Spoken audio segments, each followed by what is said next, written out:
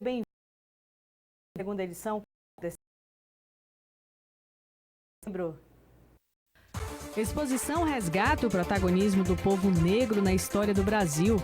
Comércio de Conquista cria estratégias para atrair o consumidor para as compras de fim de ano. E hoje tem a última reportagem especial da série Romeiros, a trajetória de fé e devoção ao Bom Jesus. Em Na Estrada desta quinta-feira, um pouco mais das histórias e curiosidades de mais um município baiano. É informação, formação e conhecimento, tudo isso e muito mais. Você confere a partir de agora no ESB Notícias, segunda edição.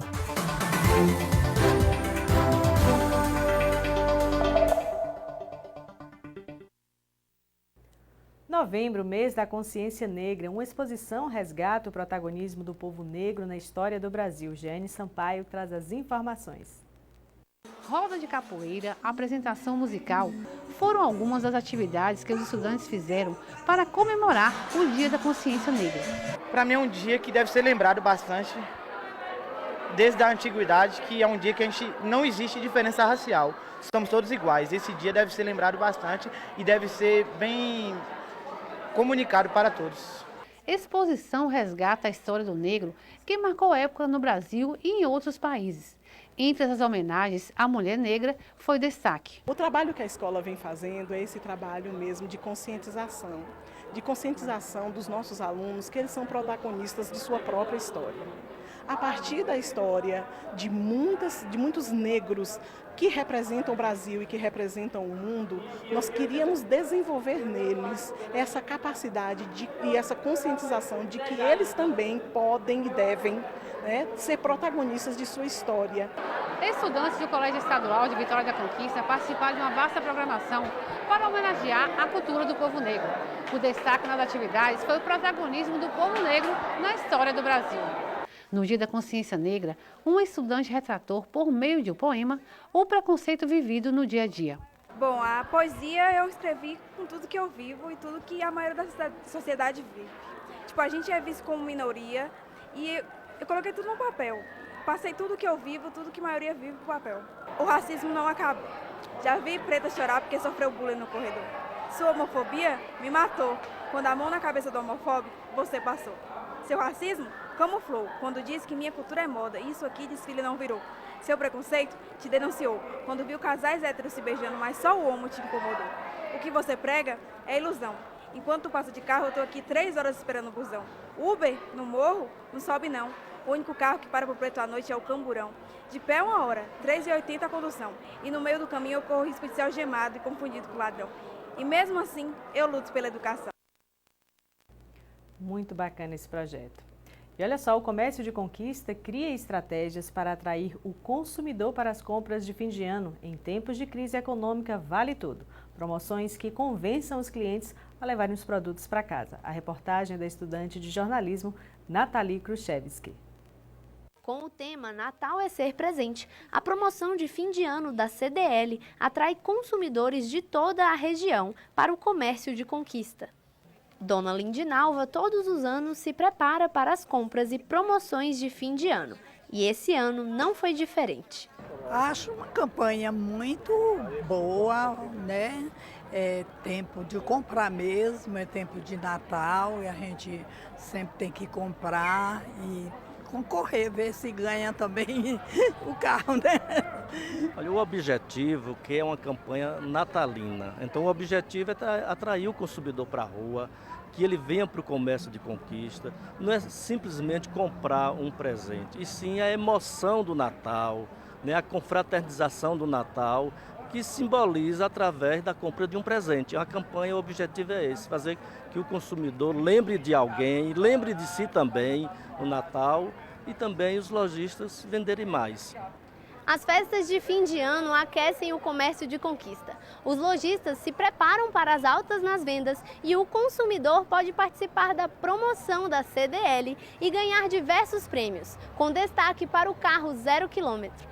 Os lojistas usam diversas estratégias para atrair os consumidores nesse período de festas. Para a época de Natal a estratégia só tem o produto da coleção, que é o produto primavera-verão. Então a gente antecipa, né, os produtos que vão usar já no verão, os produtos de cores, os produtos que estão em alta moda, tanto aqui como no Brasil todo, para atender esse público exigente, né, que é o consumidor hoje, obtendo as suas compras e fazendo suas compras para passar o Natal, o Réveillon. É uma iniciativa muito positiva, até porque movimenta todo o comércio, toda a região, porque Vitória da Conquista é uma cidade polo. A gente sabe que atende a todas as demais cidades da região e é uma iniciativa excelente porque beneficia tanto os lojistas como também os clientes que, além de comprar, ainda vai concorrer a esse prêmio maravilhoso.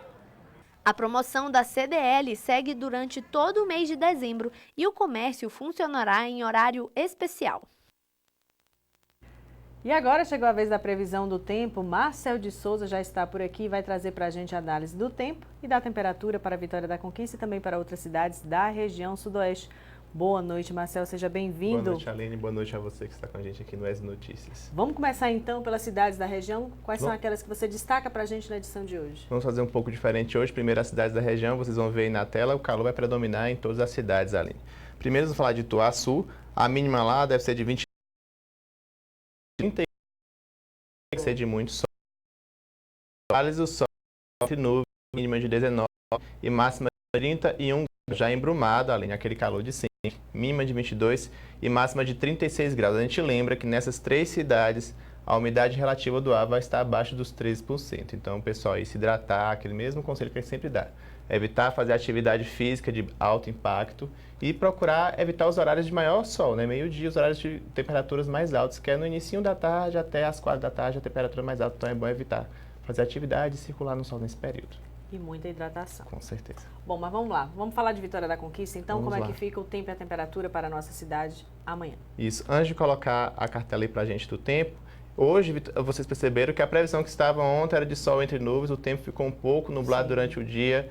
A chuva caiu bem fraquinha no bairro Guarani, ali pelo bairro Iracema também, caiu um pouco de chuva, mas nada que refresque esse calor que está caindo aqui em Vitória da Conquista. Mas pela previsão que vocês já vão ver na tela de vocês, a chuva chegando a partir de domingo.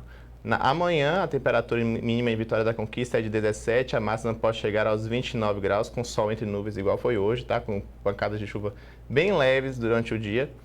No sábado, mínima de 19, máxima de 31, com sol entre nuvens também. E aí no domingo, há essa previsão de chuva, mínima de 22, máxima de 33. As previsões que eu vi olhando durante a semana acusavam chuva com raios e trovoadas, mas essa previsão a gente só consegue confirmar mesmo de fato amanhã, se vai ocorrer aí com a quantidade de chuva que está chegando. E amanhã eu trago os mapas para o pessoal poder conferir isso. Bom, então possibilidade de chuva para domingo. Isso, lembrando que é previsão, não precisão, então amanhã a gente confirma isso aí. Okay. E tem mais informações sobre o tempo e a temperatura para a gente, como é que fica também? Tem sim, vamos lá. Para você que gosta de acompanhar os eventos astronômicos, como chuvas de meteoros, fique atento. Na madrugada de hoje, quem estiver nas regiões norte e nordeste do Brasil poderão acompanhar a chuva de meteoros do século. Você já está vendo aí na tela de vocês. De acordo com as previsões dos cientistas da NASA, esse fenômeno deve ocorrer durante a madrugada a partir de 1 hora da manhã. Quem quiser contemplar esse espetáculo astronômico precisa estar bem preparado em um local sem poluição luminosa e permanecer bastante atento durante a noite para não perder nenhuma oportunidade. A expectativa da NASA é que a frequência dos meteoros seja de cerca de 100 a 400 meteoros por minuto e que dure cerca de 45 minutos. Aqui em Vitória da Conquista, quem quiser acompanhar, basta olhar assim em direção ao Shopping Conquista Sul, que aí é aquela região ali que o pessoal vai poder acompanhar a chuva de meteoros do século aqui. Espero que o tempo colabore, né? Porque até pouco tempo eu saí lá fora, dei uma olhada, o tempo estava um pouco nublado. Vamos ver se na madrugada esse tempo abre para o pessoal poder contemplar esse fenômeno astronômico. Que coisa boa. Então, por hoje é só? Por hoje é só. Então tá, Marcel volta amanhã então, trazendo pra gente mais informações e analisando o tempo e a temperatura, não só em Vitória da Conquista, mas também em outras cidades da região sudoeste. Marcel, muito obrigada. Obrigado Boa noite para você. Boa noite a todos. Até amanhã. Até amanhã. E veja ainda nesta edição a última reportagem especial sobre os devotos de Bom Jesus, a trajetória de fé e devoção dos devotos de Bom Jesus, e também uma entrevista com o professor e ex-presidente da Petrobras, José Sérgio Gabrielli. O intervalo é bem rápido, não saia daí, a gente volta daqui a pouquinho.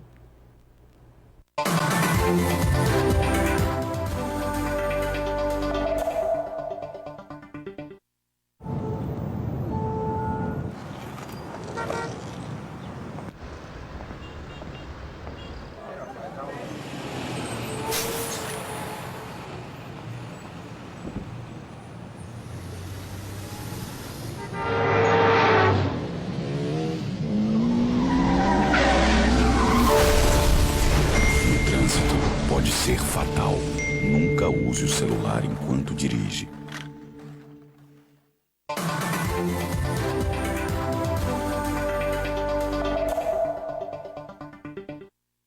Política, competição tecnológica e desenvolvimento nacional. É o tema da palestra que será realizada logo mais no auditório do Colégio Modelo Luiz Eduardo Magalhães. O objetivo é promover uma reflexão sobre as profundas transformações que passam o mundo e o Brasil na atualidade. A atividade será conduzida por José Sérgio Gabrielli, professor aposentado da Universidade Federal da Bahia e também ex-presidente da Petrobras. Professor, boa noite, seja bem-vindo aqui aos estúdios da TV UESB. Eu começo então perguntando, discutir essa questão tecnológica de desenvolvimento nacional e geopolítica nesse momento que a gente está vivendo, de uma grande crise econômica, não só no Brasil, mas também no mundo, é de suma importância e pertinente para o momento. Não, com certeza. Nós estamos vivendo transformações muito profundas no mundo.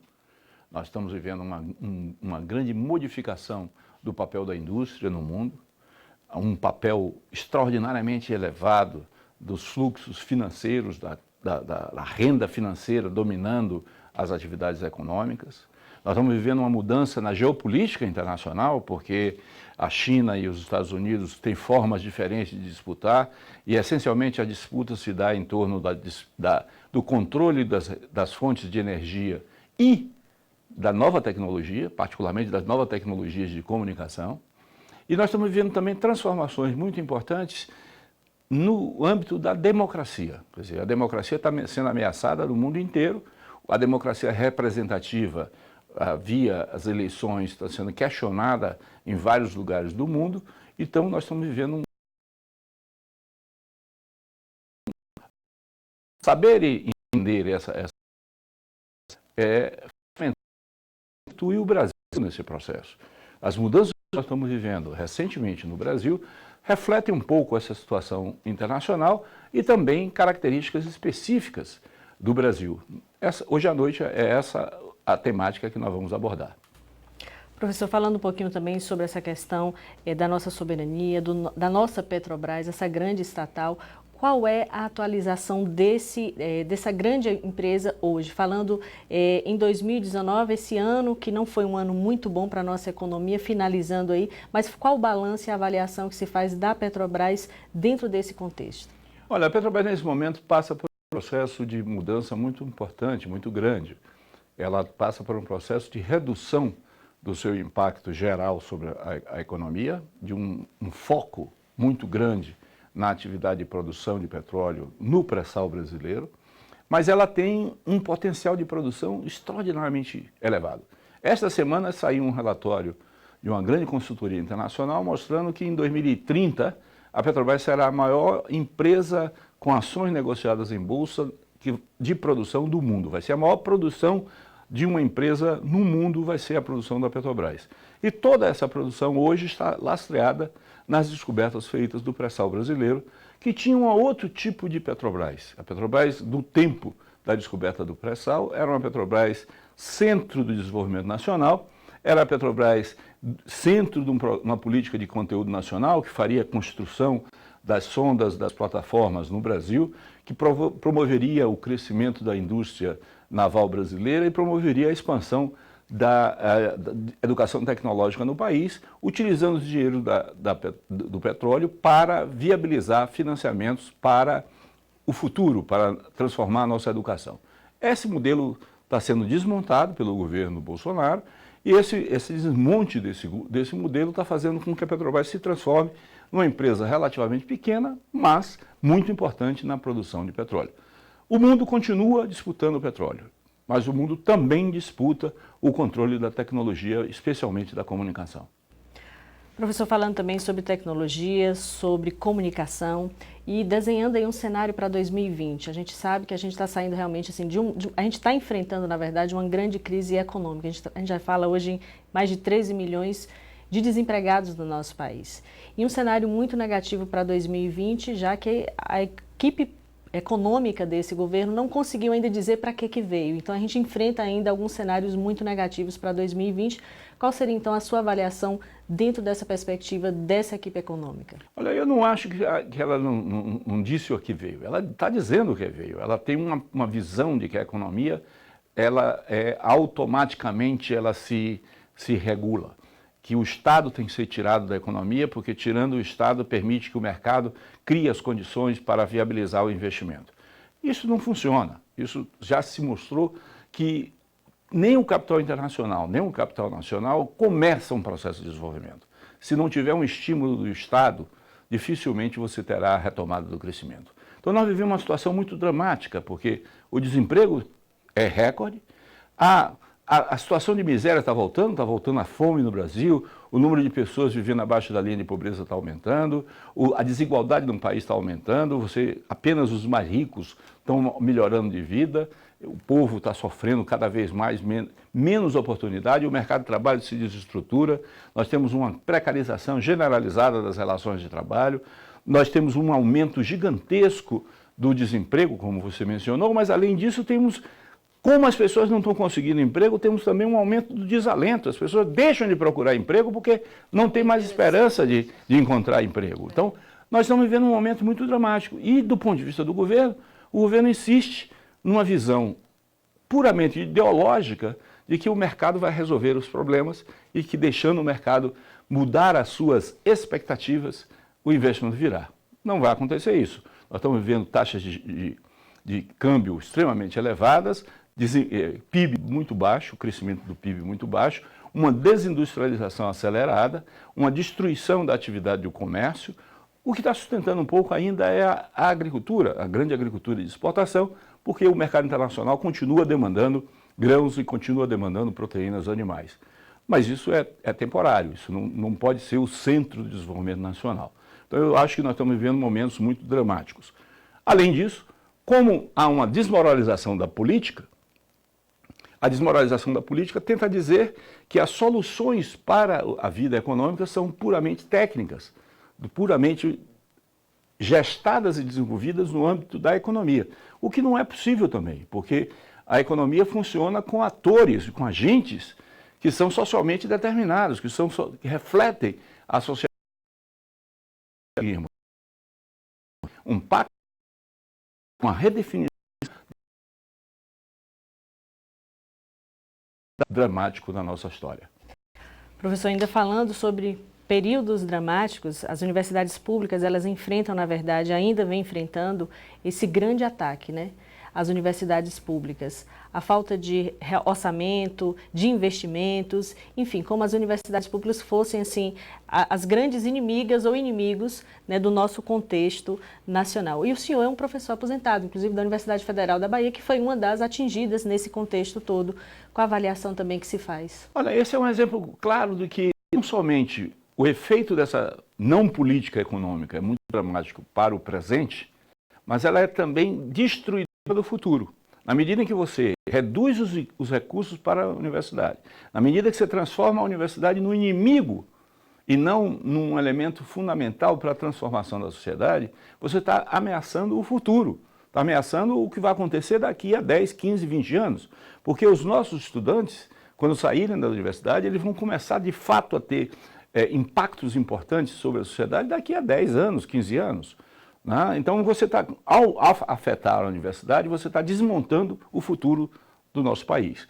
E isso reflete, ao meu ver, uma visão também ideológica do governo, de que na universidade está um centro de oposição ao governo e, por ser oposição, deve ser combatido pelo governo, o que é uma visão absolutamente ridícula e destruidora das riquezas potenciais que nós temos no nosso país.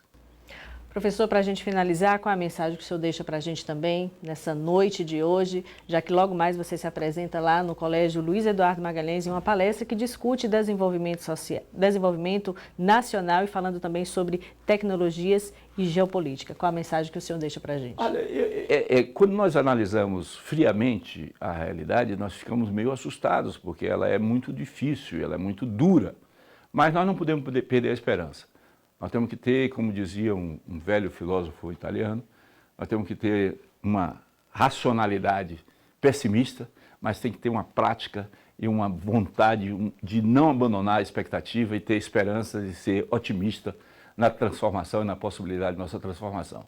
Para ser otimista na transformação, nós temos que ter consciência do que está acontecendo e saber identificar claramente quais são os adversários, quais são as forças que estão nos afetando e como alterar essa realidade. Então, a esperança é o principal.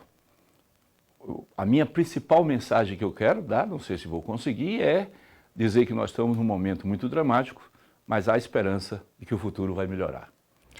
Com certeza, e é também o que a gente acredita. Professor, muito obrigada pela sua participação aqui no ESB Notícias, segunda edição.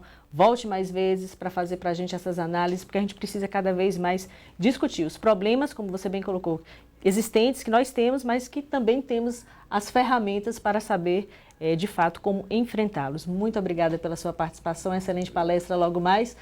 Professor José Sérgio Gabrielli, que se apresenta daqui a pouquinho lá no auditório do Colégio Luiz Eduardo Magalhães, uma palestra que discute desenvolvimento nacional, tecnologia e também geopolítica.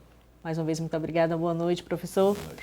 A gente vai agora para um breve intervalo e daqui a pouquinho a gente volta com mais informação e conteúdo para você.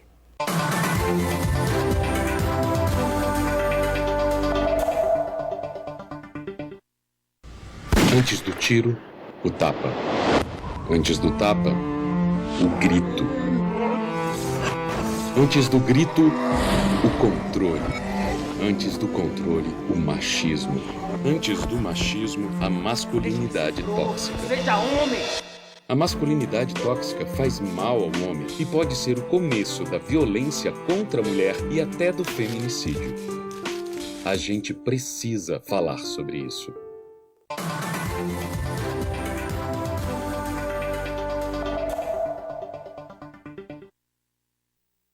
Estamos de volta ao vivo aqui pelo ESB Notícias, segunda edição, agora 6 horas e 23 minutos. Olha só, e na última reportagem especial sobre os romeiros, hoje a gente acompanha as histórias de fé e a presença dos fiéis no Santuário do Bom Jesus. Tamires Batista conta essa história pra gente. Romeiros que vão pra Lapa de ônibus e caminhão pra visitar Bom Jesus, Filho de Deus de Abraão. Uma cidade que leva o nome de Bom Jesus, às margens do Rio São Francisco.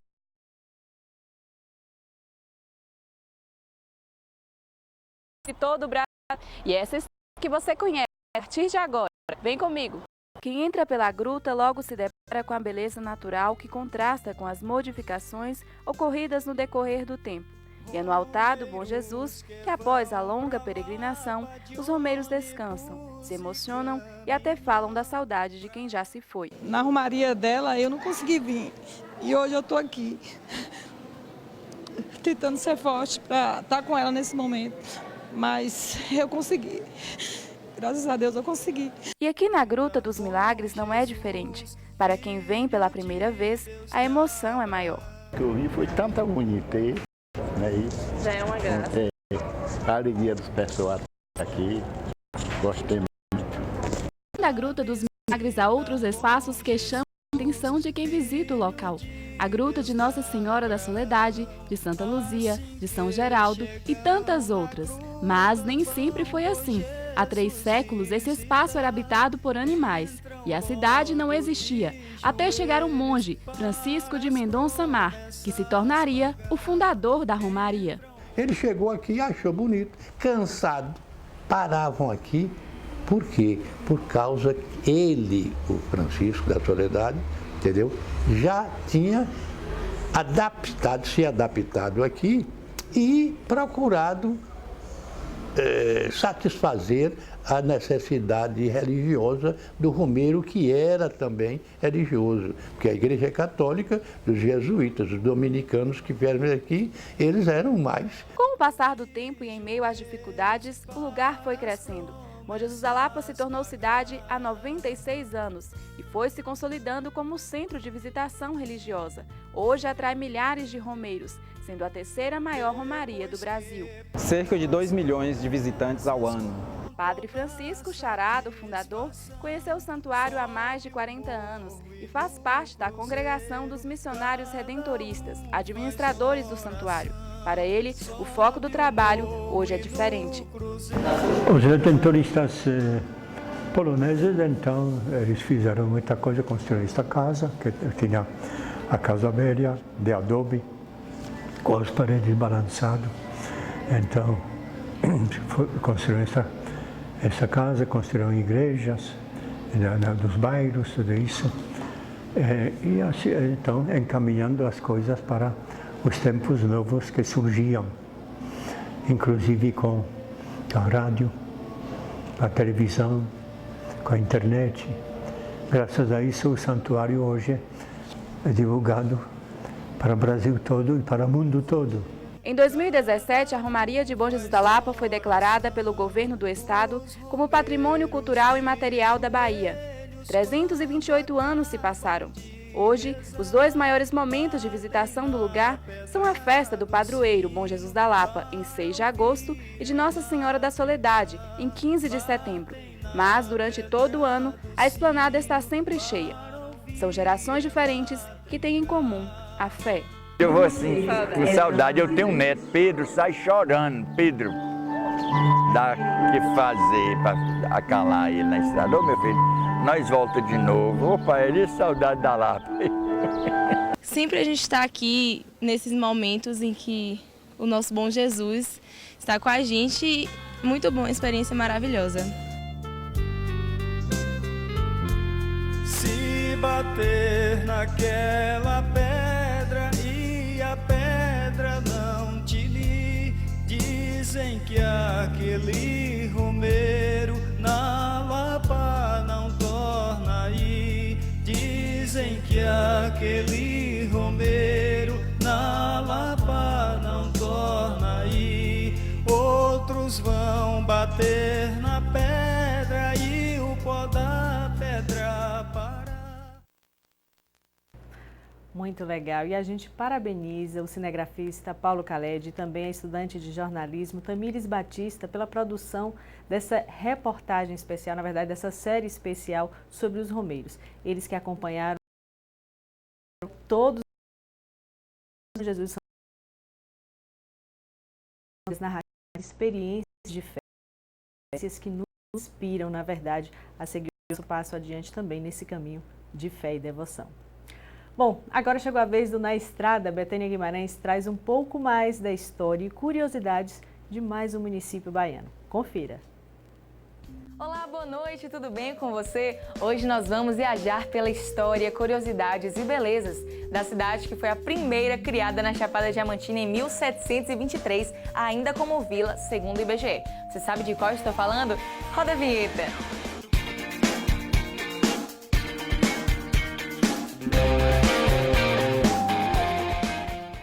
De Rio de Contas, é claro, a cidade histórica da Chapada Diamantina. Ela é um dos destinos turísticos da Bahia que mais atrai visitantes, não só por das belezas naturais, pelas trilhas ecológicas, mas também pela preservada pelo casario colonial mais bem conservado da região. Situada a 216 quilômetros de Vitória da Conquista, bem pertinho, não é mesmo? Rio de Contas foi a primeira cidade da Chapada, criada em 1723. Porém, dados históricos apontam que a região começou a ser povoada por escravos bem antes, em 1687. Durante todo o ano, o município recebe turistas, mas é no período do carnaval que a cidade tem o maior número de visitantes. E ó, se esses carnavais são famosos na região, viu? Nesse período, pousadas e hotéis ficam lotados. E é claro que os moradores da cidade aproveitam para ganhar um dinheirinho extra com o aluguel de casas. Tombado pelo Instituto do Patrimônio Histórico e Artístico Nacional, IPHAN, desde a época de 1980, o conjunto arquitetônico da cidade reserva aos turistas um passeio cultural marcado pela singularidade da área urbana. Entre os cartões postais do município está a Igreja de Santana, construída por escravos no século XIX, mas que não chegou a ser concluída por causa do fim da escravidão. Entre os principais passeios turísticos da cidade está o Pico das Almas, um dos pontos mais altos da Bahia, com quase 2.000 metros de altitude. A Cachoeira do Fraga, outro principal cartão postal da cidade, é formada por 2 quedas e com piscinas para banho. Há também o Poço das Andorinhas, onde ficam diversos poços e pequenas cachoeiras para banho. E o Rio da Água Suja, local propício para acampamentos e que possui um rio escuro, mas limpo, viu, gente? Outros pontos turísticos que são destaque na região são o Pico do Itobira, Pico do Barbado, Ponte do Coronel, Estrada Real, construída por escravos há mais de 300 anos, e Poço do Ouro. Sobre o clima da cidade, é super agradável. No verão, o dia é mais quente, com temperatura média de 25 graus. E nada melhor que os moradores de agora falarem sobre a cidade, não é? Então chegou a vez deles, olha só. Sou morador dessa cidade encantadora, que é Rio de Contas, de uma beleza inigualável. E também, atualmente, me encontro prefeito dessa cidade. Além das belezas naturais, com cachoeiras, poços, como, por exemplo, a Cachoeira do Fraga, Cachoeira do Mocotó, Rio da Água Suja, Rio da Andorinha, Poço da Andorinha e outras belezas naturais que encontra aqui em nosso município. É um orgulho enorme poder morar nessa cidade tão encantadora e tão convidativa. Eu sou Michele da Silva Batista e eu moro em Rio de Contas, na Chapada Diamantina. Rio de Contas é uma cidade histórica, é uma cidade que dá início à Chapada Diamantina. Então, se você quer conhecer a Chapada, você deve passar por Rio de Contas para conhecer esse lugar incrível e maravilhoso, onde você pode conhecer muito da nossa história brasileira também e também se deliciar nas nossas cachoeiras e nas nossas trilhas. Venha conhecer também Rio de Contas, esse lugar apaixonante. Obrigada, pessoal. Então, e aí, vamos para Rio de Contas? Se você tiver alguma sugestão de cidade, mande para o nosso WhatsApp. Eu já aguardo. Até mais.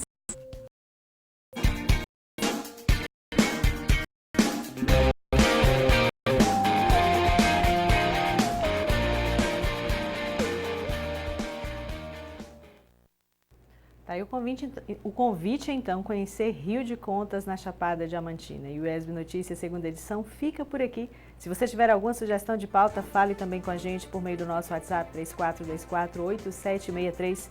A gente volta amanhã às 6 da tarde com mais informação e conteúdo para você. Uma boa noite e até amanhã.